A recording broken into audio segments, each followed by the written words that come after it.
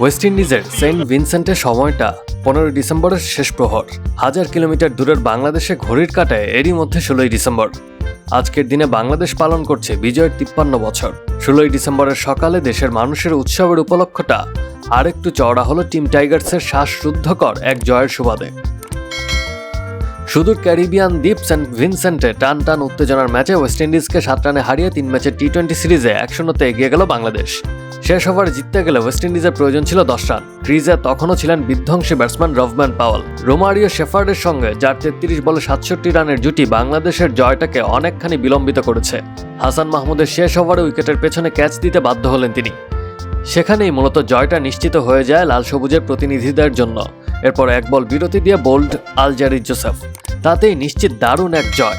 দেয়ালে পিঠ থেকে গেলেই বাংলাদেশের আসল পারফরমেন্সের দেখা মেলে। ক্রিকেট পাড়ায় বহুল চর্চিত এই বাক্যটাই যেন পূর্ণতা পেল নতুন করে। ওয়ানডে সিরিজ হারের পর সমালোচনার তীরে বিদ্ধ ছিল বোলিং লাইন আপ। বিশেষ করে 321 রান সংগ্রহ করেও বোলারদের ব্যর্থতায় ম্যাচ হেরেছিল দল। আজ সেই বোলাররাই হলেন জয়ের মুখ্য নায়ক। সেন্ট ভিনসেন্টে সিরিজের প্রথম টি-20তে আগে ব্যাটিং পেয়ে 6 উইকেটে 147 রান করেছিল বাংলাদেশ। 32 বলে দলের হয়ে সর্বোচ্চ 43 করেন সৌম্য।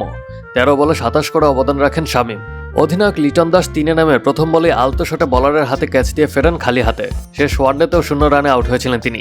15 রানে 2 উইকেট হারানো বাংলাদেশকে ভরসা দিতে পারেননি দলে ফেরা আফিফ হোসেন। রিভার্স সুইপ করতে গিয়ে 11 বলে 8 রান করে তিনি শিকার রোস্টন চেজের।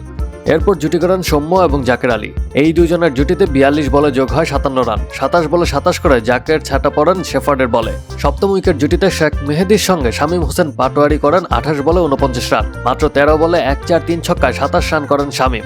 বাংলাদেশ দলের পক্ষে মেহেদি হাসান 13 রানের বিনিময়ে নিয়েছেন 4টি উইকেট।